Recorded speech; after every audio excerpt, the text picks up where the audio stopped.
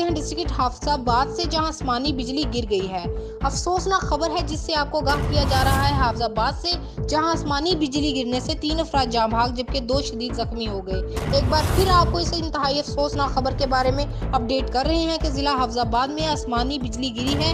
इस हवाले से मजीद जानते हैं लाइन पर मौजूद अपने नुमाइंदे आबिद मुगल से। जी आबिद, बताइएगा। हाँ जी, बिल्कुल आयशा, आसमानी बिजली गिरने का ये इंतहाई अफसोसनाक वाक़या ज़िला आफताबाद के इलाका ठट्टा खरला में मूसलाधार बारिश के दौरान पेश आया है और इस आसमानी बिजली की जद में आकर 3 अफराद मौका पर ही जाँ बहक जबकि 2 अफराद शदीद ज़ख्मी हो गए हैं, जिनको फौरी तौर पर तिबी इमदाद के लिए अस्पताल पहुँचा दिया गया है। इस अफसोसनाक वाक़ये की इत्तला मिलने पर रेस्क्यू 1122 के एहलकार भी मौका पर पहुँच गए हैं, जिन्होंने फौरी तौर पर ज़ख्मियों को मौका पर इब्तदाई तिबी इमदाद दी और बाद अज़ां रेस्क्यू एम्बुलेंस के जरिए अस्पताल शिफ्ट किया है, जहाँ अब आसमानी बिजली की जद में आने वाले 2 ज़ख्मियों की हालत खतरे से बाहर बताई जा रही है।